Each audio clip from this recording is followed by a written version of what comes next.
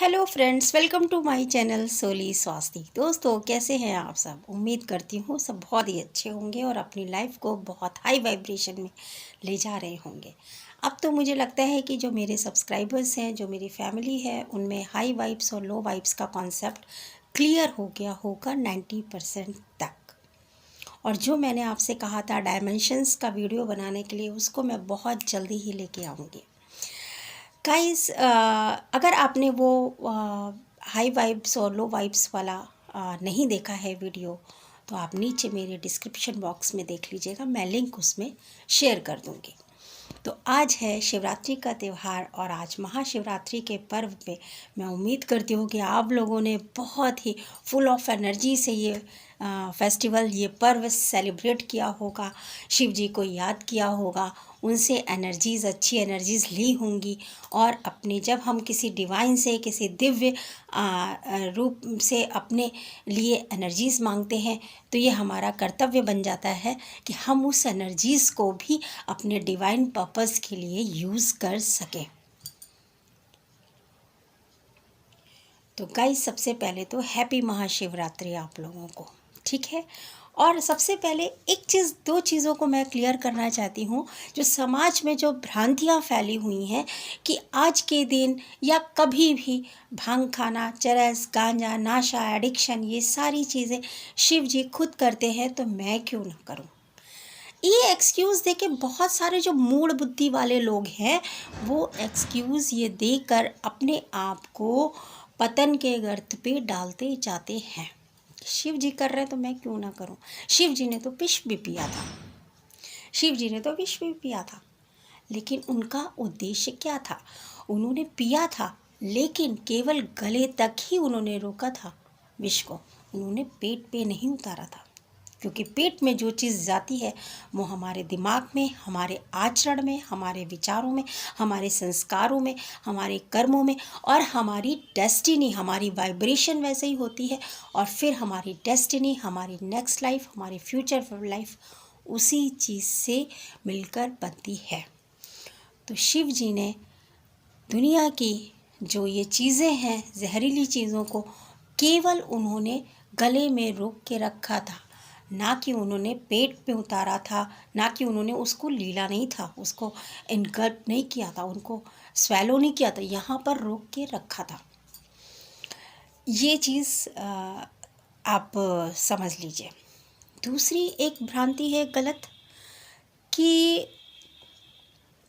एक गलत भ्रांति और है कि इतना सनातन में या हिंदुओं में इतना रुद्राभिषेक होता है, इतना चढ़ावा चढ़ता है, नारियल तोड़ के फेंका जाता है, दूध चढ़ाया जाता है और दही चढ़ाया जाता है, जल वेस्ट होता है। ये सारी चीज़ें जो लोग बोलते रहते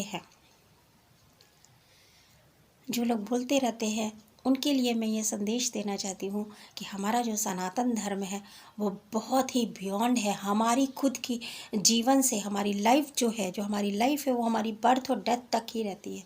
पर ये सनातन धर्म हमारी आत्मा का धर्म है। ये सनातन धर्म हमारे शरीर का या हमारे जीवन तक ही सीमित नहीं है। ये सनातन धर्म हमारे लाइफ के, बर्थ के पहले से लेके डेथ के बाद तक का है। यहाँ पर जब हम 365 दिन खुद कमाते हैं, खुद के परिवार के लिए करते हैं, खुद का पालन पोषण करते हैं, खुद का घर, खुद की जीवन यापन में जो हम पूरे साल लगे रहते हैं, तो कुछ त्यौहार, कुछ संस्कार, कुछ अनुष्ठान, कुछ अभिषेक ऐसे होते हैं जिनके द्वारा हमारे दुनिया के या विश्व के या ब्रह्मांड के, यूनिवर्स के और भी प्राणियों को पोषित किया जाता है।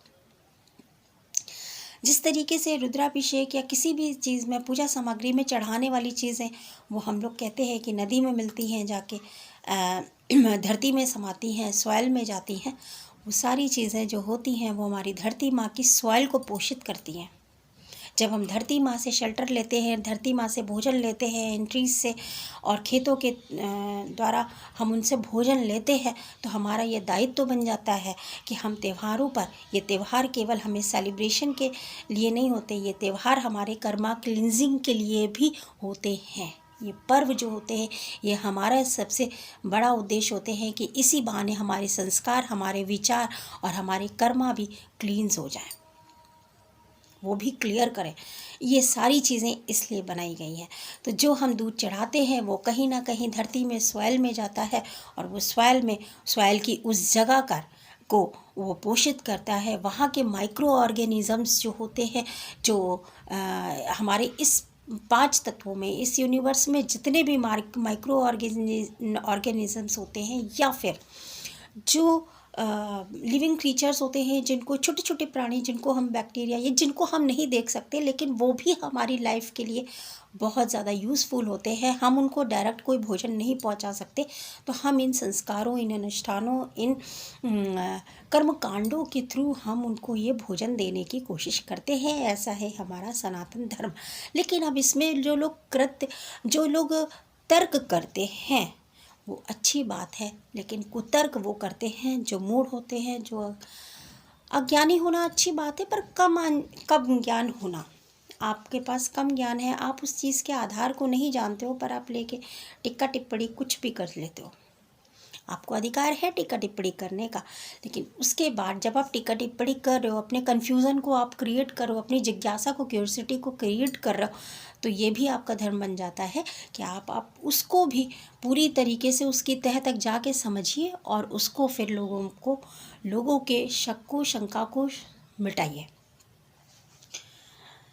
तो ये हो गई दूसरी बात। और अब मैं शिवरात्रि पर बोलती हूँ कि शिवरात्रि, आज के दिन तो शिव जी का विवाह पार्वती जी से हुआ था, और पार्वती जी ने तो शिव जी को पति के रूप में पाने के लिए हजारों वर्ष तपस्या की थी। ऐसा बोला जाता है कि 3,500 साल तक उन्होंने तपस्या की थी, और पहले वो बेलपत्र के सूखे पत्ते खाती थी केवल, लेकिन जो उनका एंड जो स्टेज था, लास्ट स्टेज था तपस्या का, उस समय उन्होंने बेलपत्र भी खाने छोड़ दिए थे।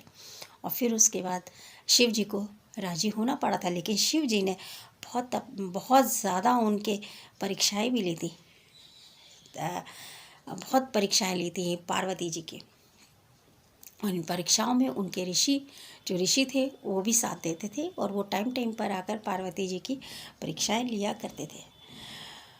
तो गाइस, ये आज के दिन जो लोग बहुत मनाते हैं, पूरी रस्में भी करते हैं, शिव जी की, पार्वती जी की पूरी रस्में भी करते हैं, लेकिन मैं आपको एक अध्यात्म का रूप दिखाना चाहती हूँ कि ये जो शिव शक्ति हैं, ये आपने अर्धनारीश्वर की फ़ोटो देखी होगी कि ये अर्धनारीश्वर जो हैं वो कितना अच्छा एक पिक्चर है, एक बैलेंस पिक्चर है, एक बैलेंसिंग एक पिक्चर है, जो मेल एनर्जी और फीमेल एनर्जी की पिक्चर है, आधी मैस्कुलिन आधी फेमिनिन।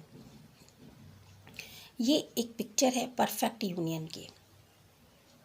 तो ये परफेक्ट यूनियन शिव पार्वती जी का जो मेल हुआ है आज, ये परफेक्ट यूनियन का प्रतीक है। इसी तरीके से ये जो अर्धनारीश्वर हैं हमारे, हाफ जो है पिक्चर वो शिव का है और हाफ शक्ति का है। इस पिक्चर में शिव का रूप है, शक्ति का रूप है। इस तरीके से ये अर्धनारीश्वर की जो पिक्चर है, अर्धनारीश्वर जो हैं उनसे हमें क्या सीखने को मिलता है, क्योंकि आज के दिन शिव शक्ति का यूनियन हुआ, उनका मेल हुआ, उनका विवाह हुआ। आज की रात कोई सोता नहीं है, आज की रात की साधना जो होती है वो बहुत फलदायी होती है। तो जो ये अर्धनारीश्वर हैं, ये परफेक्ट यूनियन हुआ, तो ये अर्धनारीश्वर का जो पिक्चर है ये परफेक्ट यूनियन का प्रतीक है। कैसे, मैं अभी बताती हूँ। परफेक्ट यूनियन का प्रतीक है क्योंकि इसमें हाफ जो है वो एक है मेल और एक है फीमेल। अब आपने देखा होगा जो लेफ़्ट पार्ट है वो हमेशा शक्ति का रूप है, और जो राइट पार्ट है वो हमेशा शिव का रूप है। तो ये जो बैलेंसिंग है, ये परफेक्ट यूनियन की बैलेंसिंग जो है, यही हमें अपने जीवन में रखनी पड़ती है। कैसे? ये हमारी सोल का रूप है, ये अर्धनारीश्वर है जिसमें 2 तरीके की एनर्जीज़ हैं, एक मैस्कुलिन एक फेमिनिन। ये एक बैलेंसिंग हमको बताती हैं कि हम भी अपनी लाइफ में, life is all about the balancing. कहीं भी कुछ भी इम्बैलेंस हुआ, हमारी लाइफ में दुख आ जाते हैं, रोग आ जाते हैं, भय आ जाते हैं, काम आ जाता है, क्रोध आ जाता है, हम पूरी तरीके से लो वाइब्रेशन में चले जाते हैं। ये सब क्यों होता है? Just only because of imbalancing your energies. और ये सोल जो होती है वो एक एनर्जी ही होती है। हमारी जो सोल होती है वो एनर्जी होती है, बिल्कुल भी वो एनर्जी से अलग नहीं होती है। वो कैसे? वो ऐसे कि जो एनर्जी होती है it's can not be generated और डिस्ट्रॉयड। एनर्जी को ना कभी पैदा किया जा सकता है और ना उसको नष्ट किया जा सकता है। इसी तरीके से जो सोल है, जो आत्मा है, वो ना कभी जन्म लेती है और ना कभी मरती है। तो गाइस, जो हमारा शरीर है, हम जन्म लेते हैं शरीर में, शरीर के रूप में, वो हमको स्त्री या पुरुष, मेल या फीमेल के रूप में मिलता है। लेकिन उसके अंदर जो आत्मा है, जो सोल है, वो मैस्कुलिन फेमिनिन दो तरीके की एनर्जी, शिव ऊर्जा, शक्ति ऊर्जा, दोनों की एनर्जीज का मिक्सचर है। ये हमारी आत्मा है, जो अर्धनारीश्वर है, यह हमारी आत्मा में समाहित है। और यह हमारी आत्मा में दो राइट पार्ट हमारी शक्ति का है, लेफ्ट पार्ट शक्ति का है, राइट पार्ट शिव का है। और इसी एनर्जी को बैलेंसिंग करना ही हमारी लाइफ का मेन उद्देश्य होता है। अब इसको बैलेंस कैसे किया जाए? जब इसको बैलेंस करना खुद से आ जाता है, जब इसको बैलेंस करना आपके अंदर से आने लगता है, आपको अपने सारे सवालों के जवाब मिलने लगते हैं, आपको अपने अंदर सारी कमियां और दुखों का कारण अंदर ही मिलने लगता है, इसका मतलब समझिए कि स्पिरिचुअल जर्नी आपकी शुरू हो चुकी है। और वही स्पिरिचुअल जर्नी का नाम ही होता है एनर्जी बैलेंसिंग, शिव शक्ति की एनर्जी का बैलेंसिंग। और यही बैलेंसिंग हमारे शक्ति हमारे शरीर में किस तरीके से वास करती है, ये मैं बताती हूँ आपको। हमारे शरीर में 7 एनर्जी सेंटर्स हैं। वो एनर्जी सेंटर्स हमारे बैकबोन में बोल लीजिए या स्पाइनल कॉर्ड में बोल लीजिए, वहाँ है एनर्जी सेंटर्स 7। बहुत मैं डिस्क्राइब नहीं करूँगी, बट एक शॉर्ट में बता रही हूँ कि जो हमारा बेस ऑफ द स्पाइन है, जो कॉकिक्स है, बैकबोन का जो कॉकिक्स पार्ट है, बेस ऑफ द स्पाइन है, जहाँ एनस है, वहाँ पे हमारा रूट चक्र है। रूट चक्र, मूलाधार चक्र, जहाँ पर हमारी शक्ति का वास है। शक्ति मीन्स फेमिनिन एनर्जी का वास है। और जो हमारा क्राउन चक्र है, सहस्त्रार चक्र, यहाँ पर हमारी शिव का वास है। तो जो परफेक्ट यूनियन कब होती है? जब शक्ति जो होती है वो उठकर शिव से मिलती है।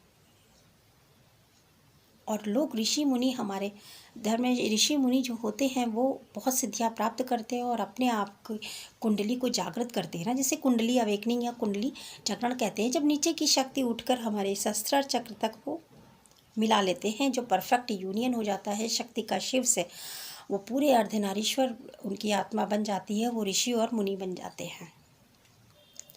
लेकिन इसी तरीके से हमको भी अपनी डेली लाइफ में ये प्रैक्टिस करनी चाहिए। हमारी जो सोल है उसमें एनर्जीज़ की जो बैलेंसिंग होती है, यही हमारे जीवन की सबसे बहुमूल्य निधि है। ये आप समझिए कि सबसे मेन हमारा एम है, पर्पज़ है, सोल का पर्पज़ है, ग्रेट सोल पर्पज़ है कि हम किस तरीके से अपनी एनर्जीज़ को बैलेंस करके रखें। गाइस, मैं आपको बहुत ही आसान तरीके से बताती हूँ कि जैसे कि प्यार है, करुणा है, इमोशंस हैं, फीलिंग्स हैं, सेंटीमेंट्स हैं, और म्यूज़िक है या डांस है, सुंदरता है, ब्यूटी है, और प्यार है, वात्सल्य है, ये सारी चीज़ें जो हैं वो हमारी फीमेल एनर्जी का या शक्ति की ऊर्जा का प्रतीक है। और इसी तरीके से जो तर्क है, लॉजिक्स है, दिमाग है, जो वर्ल्डली अचीवमेंट पाने के लिए जो चीज़ें बाहर इंसान जाता है, एक मुखिया की तरह, एक पिता की तरह पालन पोषण करता है और कमा के लाता है और अपने परिवार को संरक्षण देता है, परिवार को शेल्टर देता है, भोजन देता है, वो सारी चीज़ें अरेंज करता है। तो वो क्या है? वो मैस्कुलिन एनर्जी का प्रतीक है, शिव की ऊर्जा का प्रतीक है। तो हमें एनर्जी बैलेंसिंग कैसे, कुछ कुछ देखिए, आप कुछ स्त्रियाँ ऐसी होती हैं, कुछ लेडीज़ ऐसी होती हैं जो केवल घर के ही काम में दक्ष होती हैं, पर वो बाहर जाके कुछ करना पड़े तो नहीं कर पाती। उनको कहीं ना कहीं किसी न किसी तरीके से किसी न किसी की ज़रूरत होती है, पुरुष की, मेल की, भाई हो जाए, बेटा हो जाए, पति आ जाए, उसके बगैर वो बाहर का काम नहीं कर पाती। दैट मीन्स कि उनके अंदर की फेमिनिन एनर्जी एक्टिव है, बट उन्होंने अपने अंदर की शिव की ऊर्जा को सुप्त कर रखा है। तो उनको उसके कारण वो, हम किसी भी तरीके की एनर्जी इम्बैलेंसिंग को, जब उस एनर्जी इम्बैलेंसिंग के साथ हम अपने आप की लाइफ को लीड करते हैं, वो हमारे दुख का कारण होता है। जब हम अपने अंदर की मैस्कुलिन एनर्जी को एक्टिवेट करने के बजाय हम बाहर की मैस्कुलिन एनर्जी को चेज़ करने लगते हैं, उसको हर काम में बुलाने लगते हैं, उसको, उस मैस्कुलिन को ये बताने लगते हैं कि हमारा आपके बगैर काम नहीं चल पाता, लेकिन हम अंदर की मैस्कुलिन एनर्जीज़ को नहीं देखते हैं, हम दुख का कारण वही बनता है। हम दुख के भोगी वहीं से हो जाते हैं, हमें दुख वहीं मिलने लगता है, जबकि हर तरीके की शक्ति, हर तरीके के शिव हमारे अंदर खुद हैं। हमें अपने अंदर की एनर्जीज़ को पहचानना चाहिए, उनको बैलेंस करना चाहिए। इसी तरीके से अगर कोई पुरुष है, वो केवल बाहर का काम कर रहा है, नौकरी कर रहा है, रोजी रोटी कमा रहा है, अंदर अपने परिवार को पूरी तरीके से संरक्षण भी दे रहा है, रोजी रोटी और जो बेसिक नीड्स हैं उनको भी दे रहा है, बच्चों को पढ़ाई लिखाई भी दे रहा है, लेकिन वो घर आकर एक कप चाय भी नहीं बना सकता रसोई में, या अपने बच्चों के इमोशंस से अटैच नहीं हो रहा है, या बाहर भी किसी भी रिश्ते से वो इमोशनली अटैच नहीं हो रहा, हार्ट से अटैच नहीं हो रहा।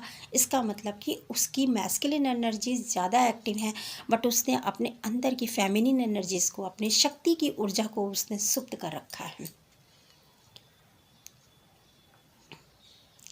और इसी तरीके से जो सिंगल, देखिए बहुत सारी लेडीज़ ऐसी होती हैं जो बाहर भी जाती हैं, अंदर भी रहती हैं, घर का काम भी देखती हैं, बाहर भी नौकरी करके आ जाती हैं।